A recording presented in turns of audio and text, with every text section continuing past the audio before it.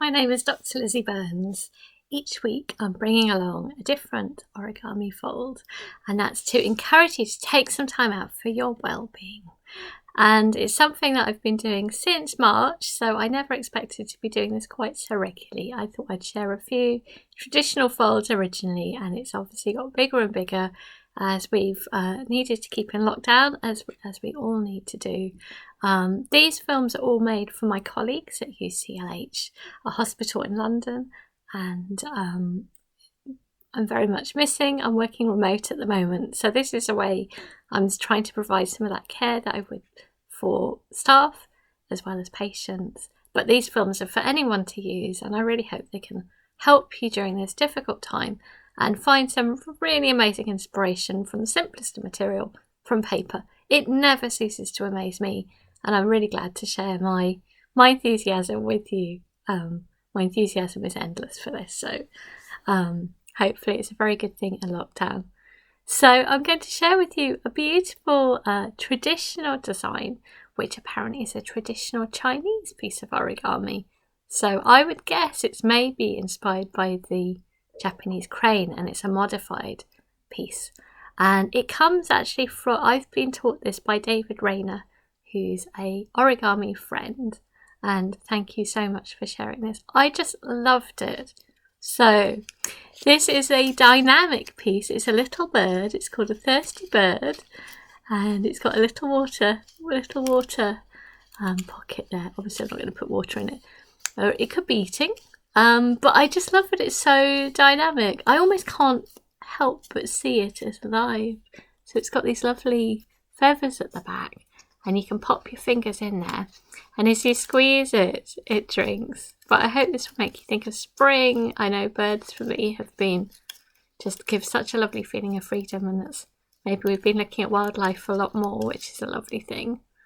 So I'm going to show you how to make your very own beautiful thirsty bird. Thank you, David. And yeah, it's a traditional fold and an unusual one too. So well done, David, finding this one. So can I grab a board and some paper? So recommendation is to minimum size would be 15 by 15 centimeters, which would be square from half of this. I think I'm going to do a really big bird. Why not? That way it will probably work better as well for showing you.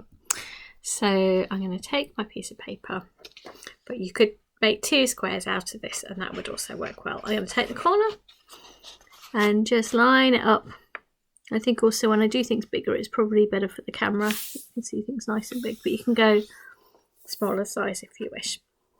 So I'm just lining it all up as usual through that corner, nice and exact. Very calming doing that. Removing this rectangle, and when you go slowly, I think it just slows yourself down. It becomes relaxing. So this fold will start off like the crane. If you've ever made a crane, you might have made the crane with me or not.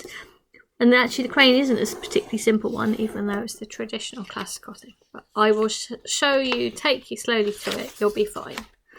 Removing this rectangle, little tiny nick, clearing that edge off, and then we're all set up to get going.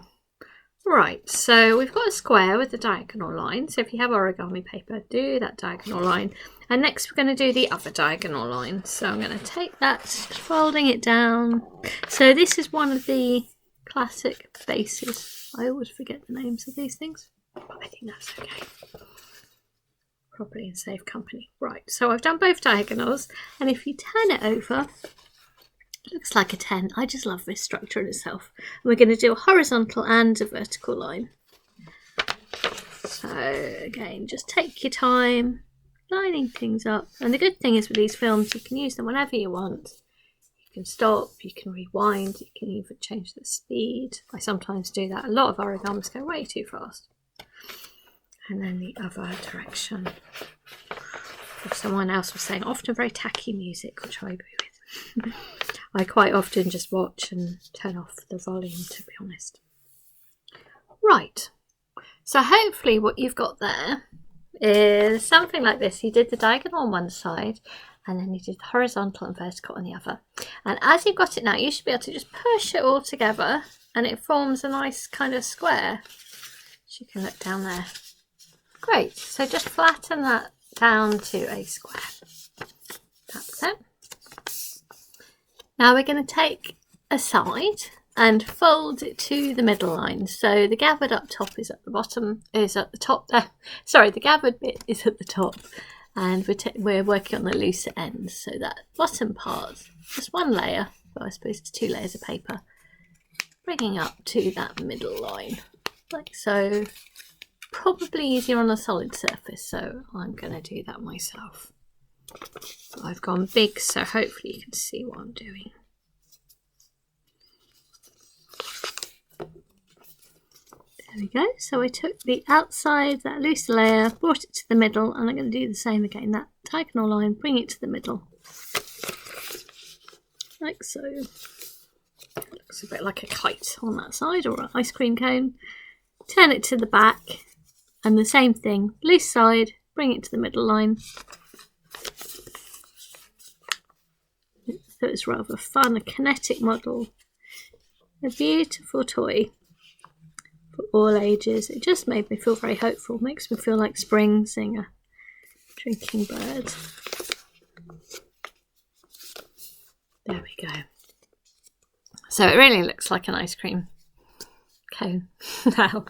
So this top triangle, if you just fold it down, just because we want that line, that's all. So we're folding it down and then folding it back as well. There we go. That line will help us. So this is like the crane, but don't worry if you've never done the crane. It'll help you if you do go on to do a crane. So I like to think of opening up the flaps, opening up those layers, and I'm going to grab that top layer and I'm going to pull it up. Pull it up. I'm definitely going to need a flat surface now. So I've pulled it up, and you sort of need to reshape the sides, but you're not adding any extra lines. You're simply tucking that in, and the same with the other. And just playing with the edges, you're just reversing the direction of the fold up there. That's all.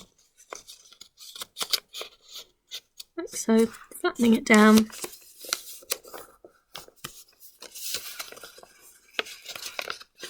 And yeah, you'll find if things drift, it's worth trying to line up again if you can.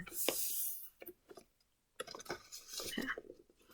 One thing usually affects another. So it's good enough to me. Great. And the same thing on the other side, same thing. So now I'm going to turn it over. Again, you've got these little flaps, opening up the flaps. I like to think of opening a present, it's a nice thought. And then if you grab this top layer, and get your fingers in there, maybe lifting it up. I guess I've kept that line there. That line is going to help pushing it up, bringing in the sides. The bottom goes in really easily because it's already the right direction. And these lines just need to be reversed, so it's not you're adding any extra lines, you're just flattening them down. Again, just be patient, it takes a little time. I was trying to read about the philosophy of origami. One explanation I came on a website which I thought was really lovely about honouring the paper. I thought that was really nice. I think you do have to be quite careful, but isn't it strong as well when you treat it with care, which I think is like people as well. We are both resilient and fragile all at once. We're a contradiction. That's okay. Okay, so as you've got it now, you've kind of got these leggy bits at the bottom. I want you to take, it's almost like a page, one of these pages, and leaf through to that side. So, being that leggy side, just taking just one side, and I'm leafing through like so. Great. Now this sort of smoother bottom here, I'm going to lift up and bring all the way up to the top, like so. Great. There we go. Again, just give it your time and your care. Adding those folds so it feels comfortable. That's great. Okay, so what we're going to do next is we're going to do a sort of almost a triangular fold here. To do that, we're going to take one side, this side, and we're going to bring it down to this line. So we're going to bring it to line up, and I'm pressing really just up to the halfway line. So we only want one half of our triangle there. And then we're going to do the same thing from the other side. So this side, we're going to bring down so it lines up here. So taking that down. Again, take your time so it lines up. I might need to direct the camera down again, like so. See what I'm doing. There we go. And again, just pressing up to the sort of halfway line. So what you've got here is a triangular line here, like so. And with that triangular shape, it means you can then squeeze it together and make this kind of sharper point. Do you see? I think it's called a rabbit's here. Nice crisp noises there. Do you see? So what we've done is we're taking the smooth side, we've folded it down to here, the other side then down to here, it makes this triangular shape. Squeeze it so it forms a sharp point there, all the way up to the top. I love those noises. And then you can kind of squash it down like so. That's it. Great. Right, we are almost there. What we're going to do next is simply fold it in half. So we are going to take it as it is and we're going to fold it down. Do you see? So this flat back there, we're going to fold it down. And we've got this shape, which reminds me a little bit of a kind of bird of paradise flowers. Isn't that lovely?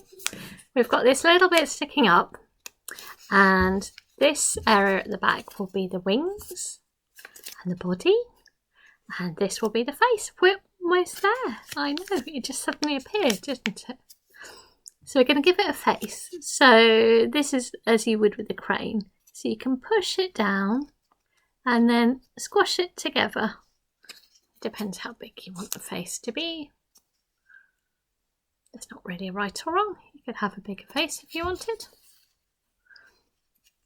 Maybe a tiny bit bigger. That's it. So there's the face there. Now this is actually the water, a little water bowl. And you'll need to open it up and sort of flatten it down. Because you'll feel that there's quite a few different layers in there. You direct this down. So you've got the head there. This little area you can start to open up. So it's got layers, but we can open it up and sort of flatten it. Just gently. So you're giving that a nice little area in there. Like so. That's it. Great. You can see we're pretty much there now. And to make it peck, drink, you can put your fingers underneath these little grooves there, these little pockets, and as you squeeze it, it will then reach down to the water. And as you then bring it back, it can relax. Just have a play. I guess it's like a little puppet, really. But I just find myself looking as if it really is a living bird. It's quite a strange feeling. So it's definitely a really dynamic one. And maybe you could draw on this as well if you wished, or just enjoy playing with it. So yeah, I hope it's worked for you. I hope you've got your very own little thirsty bird. Maybe it's got enough water now. Thank you very much, and I hope you've enjoyed that. And we'll be back with more things another time. I know I've done less animals, so I hope this is bringing back a little bit the animal in you. Take care. Bye bye.